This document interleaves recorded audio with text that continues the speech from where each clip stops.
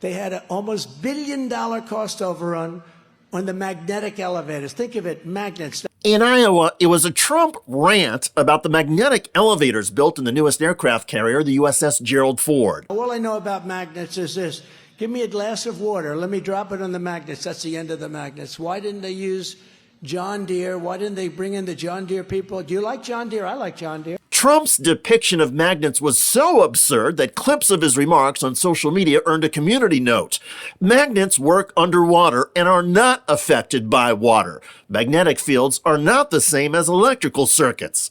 On top of going against basic science, Trump also took on U.S. history. The Civil War was so fascinating, so horrible.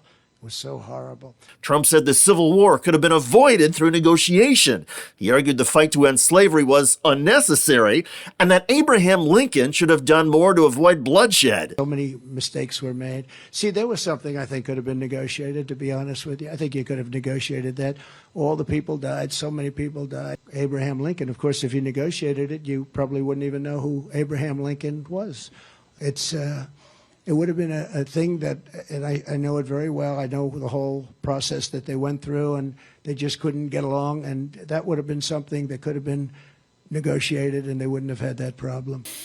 They wouldn't have had that problem. Well, it might be news to Donald Trump, but the fact is there were a series of efforts before the Civil War began to cut a deal to save the Union. But the future of slavery in the South could not be settled through compromise, so the nation went to war with itself. And thanks in part to Abraham Lincoln's character and brilliant political maneuvering, the Union won and slavery was soon abolished. Trump did not say how he would have prevented the conflict, but he did seem obsessed with the wartime injuries many soldiers faced. You know, that was the disaster. If you got hit by a bullet in the leg, you were essentially going to die or lose the leg. That's why you had so many people, no legs, no arms. If you got hit in the arm or the leg, it meant you were up because the infection, gangrene. It was just such a, sort of a horrible time. But I was thinking to myself, because I was reading something, and I said, this is something that could have been negotiated. Former Republican lawmaker Liz Cheney took to social media and slammed Trump's take. Which part of the Civil War could have been negotiated? The slavery part? The secession part? Whether Lincoln should have preserved the Union? Question for members of the GOP, the party of Lincoln, who have endorsed Donald Trump. How can you possibly defend this? The Trump speech in Iowa was so off the rails, even by Trump standards, that this abbreviated version from the Lincoln Project has now gone viral. Donald Trump on deface the nation. Back and forth. CAG. Donald Trump was unable to get the words out. Well, sir, I'd rather remain neutral. I want to see the people in charge of the catapult. Sir, I'm a catapulter. How do you wake up in the morning and put on your pants? No, you cannot do that, Donald. Think of it, magnets. Give me a glass of water. Let me drop it on the magnets. That's the end of the magnets. Border.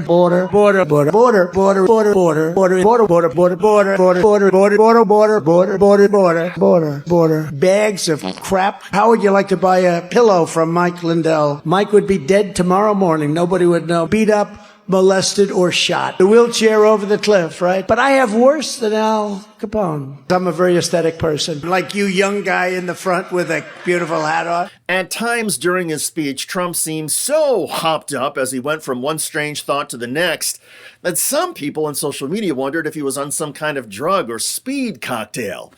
In any case, Donald Trump's Iowa speech came a day after a deadly school shooting in Perry, Iowa, and Trump's remarks took a harsh turn right after he offered some sympathies. We're really with you as much as anybody can be. It's a very terrible thing that happened, and it's just horrible to see that happening. It's just horrible. So surprising to see it here. But have to get over it. We have to move forward. We have to move forward. We have to move forward. Well, President Biden responded to that comment directly during a speech at a church in South Carolina. All those kids dead, we have to get over it. End of quote. I promise you, we have to get over it. My response is, we have to stop it. So your children, your family, your friends can leave your home, walk the streets, go to stores, go to the grocery store, and go to church. to be safe from gun violence. There's no excuse for this carnage. We have to ban assault weapons. I did it once before, and I'm going to come back again and do it. The policy differences between Joe Biden and Donald Trump on gun violence could not be more different. But the rhetorical contrast is also stark. And when you put Joe Biden's speeches up against Donald Trump's on any topic, Biden comes across as a statesman, a thoughtful leader, somebody who's concerned about the entire nation. Donald Trump sounds crass, uninformed, and concerned only about himself. Still, polls show that Trump is leading the Republican presidential primary field. In other words, there is something about Donald Trump, perhaps his charisma or disregard for basic institutions and law, that still has a firm grip on the GOP. It's as if the party just doesn't care about facts, the laws of science, or even basic history.